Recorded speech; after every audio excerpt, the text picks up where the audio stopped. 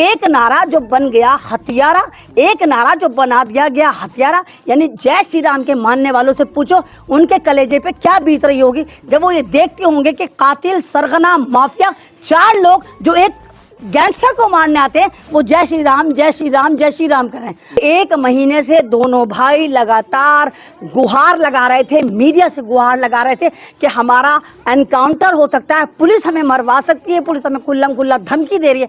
तो ये encounter police के द्वारा एनकाउंटर अगर है तो ये समाज का भी एनकाउंटर है, ये एक तरह से संविधान का भी एनकाउंटर है। और दूसरी बात, जहां आपने 4 लोगों से एनकाउंटर करवाया, उनसे मरवाया, 4 माफियाओं से मरवाया, अरे पुलिस वाले खुद ही गोली मार देते ना तो कम से कम इतनी बदनामी ना होती। तो ये सारा का सारा ड्रामा है कि पुलिस की कस्टडी में भी अब कोई सेफ नहीं, ना मुजरिम सेफ है ना आदमी सेफ है। तो जो भी जेल में जाएगा वो यही सोचेगा ना मालूम हमें कब पुलिस मार दे, ना मालूम हमें कब पुलिस वाले गैंगस्टर को मिलवा के मरवा दे। देखिए, सबसे पहले तो आपके चैनल से हो चाहे दूसरे चैनल से हो, एक ऐसी मौत शायद दुनिया के इतिहास में पहली एक ऐसी मौत है जिसको ऑन कैमरा रिकॉर्ड करा गया या रिकॉर्ड करवाया गया। ना मालूम किसको डराना चाहते थे, लेकिन उस ऑन रिकॉर्ड मर्डर से, जो एक प्री प्लान मर्डर था, कुछ हुआ नहीं हुआ, इतना जरूर हुआ कि भारत की छवि जो है वो इंटरनेशनल प्लेटफॉर्म पर इन्होंने 0 कर दी।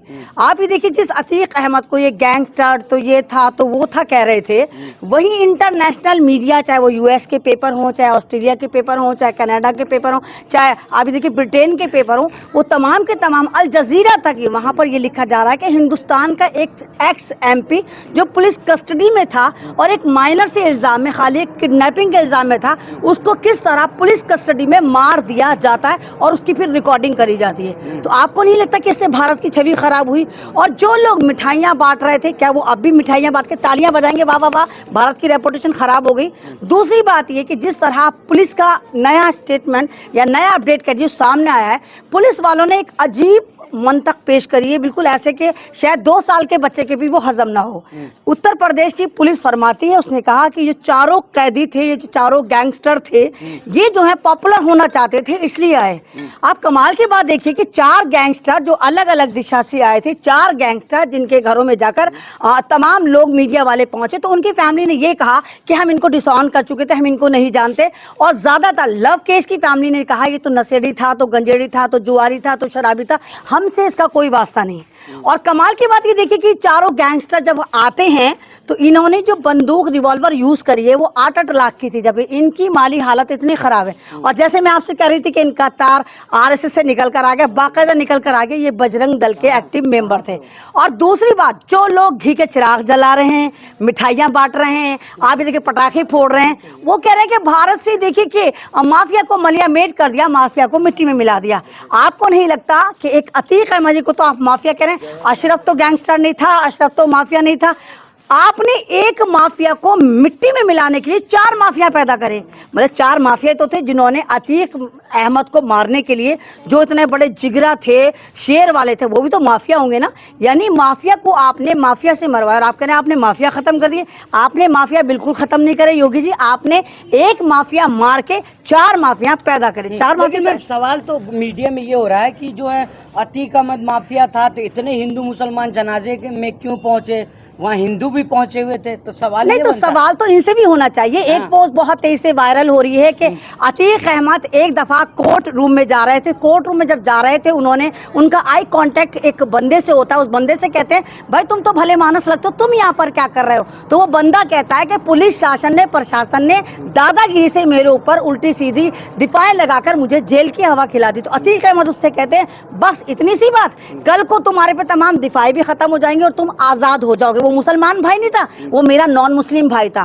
फिर वो लिखता है कि अगले दिन मैं जेल से आजाद हो गया और मैं जो अतीक अहमद को इतना नहीं जानता था, उसके बाद अतीक अहमद को मैं एक देवता की तरह पूजने लगा। और अगर आज अतीक अहमद जिंदा होता और अतीक अहमद मुझसे कहता कि मैं कुएं में छलांग लगा दूं तो मैं लगा देता। ये स्टेटमेंट है। और जैसे आपने देखा कि जब अतीक अहमद का आखिरी सफर, जब मिट्टी डल रही थी, तो वहां पर देखिए पुलिस वालों की दादागिरी देखिए, उन लोगों को जाने नहीं दे रहे थे।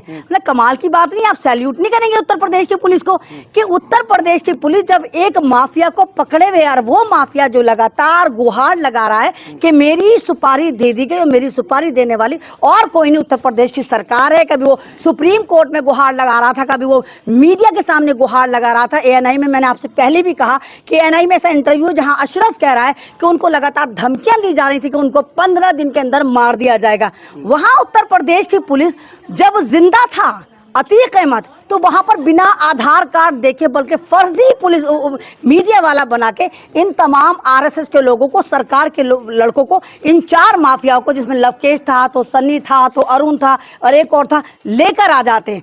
लेकिन जब अतीक अहमद खुद मर जाता है, ढेर हो जाता है, जब उसकी मिट्टी देने के लिए लोग दूर दूर से आते हैं, उसमें ज्यादातर तादाद मेरे हिंदू भाइयों की भी थी, तो पुलिस वाले उनको भगा रहे हैं, भागो यहाँ से, तुम्हारा क्या मतलब। यानी मरे हुए को मिट्टी डालने में नहीं, जब आप मिट्टी में मिलाने की बात कर रहे हो, वो तो खुद मिट्टी डालने आ रहे थे।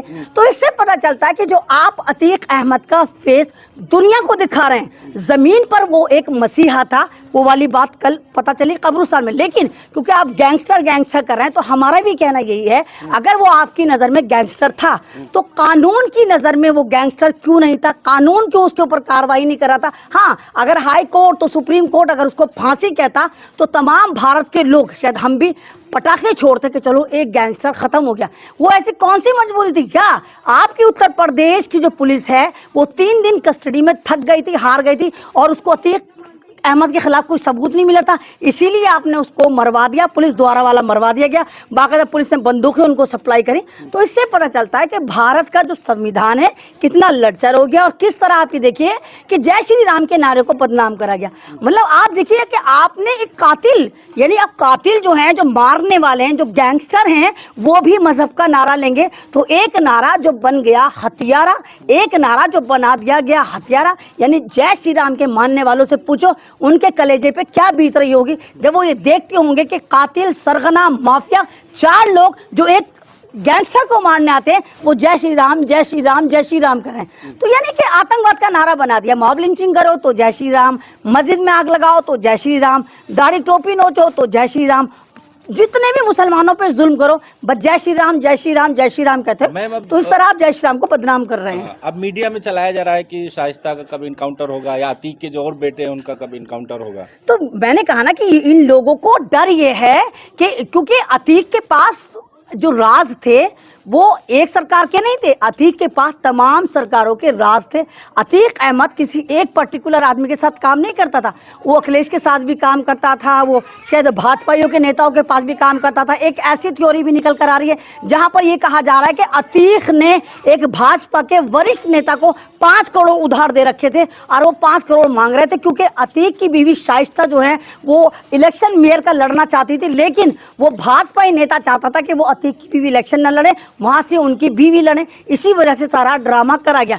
ऐसा कहने में आ रहा है, ऐसे लिखने में आ रहा है, ऐसे सुनने में आ रहा है। लेकिन अब कुछ लोग ये भी थ्योरी दे रहे हैं, कुछ महान ऐसा भी ज्ञान दे रहे हैं कि नहीं भाई, अखिलेश की जो बीवी है वो जो है वो इसकी आप ये देखिए कि हमारे उत्तर प्रदेश के जो चीफ मिनिस्टर हैं योगी आदित्यनाथ की भतीजी है, इसलिए अखिलेश ने और दोनों ने मिलकर उसको मार दिया। तो जितने में उतनी बात, अब तो कुछ भी कह दिए, अब तो बंदा जिंदा नहीं रहा, उसके साथ राज दफन हो गए, वो वाकई मिट्टी में मिल गया। लेकिन जो रिपोर्ट्स आ रही हैं वो यही आ रही हैं कि 1 महीने से दोनों भाई लगातार गुहार लगा रहे थे, मीडिया से गुहार लगा रहे थे कि हमारा एनकाउंटर हो सकता है, पुलिस हमें मरवा सकती है, पुलिस हमें खुल्लम खुल्ला धमकी दे रही है। तो ये एनकाउंटर पुलिस के द्वारा एनकाउंटर अगर है तो ये समाज का भी एनकाउंटर है, ये एक तरह से संविधान का भी एनकाउंटर है। और दूसरी बात, जहां आपने 4 लोगों से एनकाउंटर करवाया, उनसे मरवाया, 4 माफियाओं से मरवाया, अरे पुलिस वाले खुद ही गोली मार देते ना, तो कम से कम इतनी बदनामी ना होती।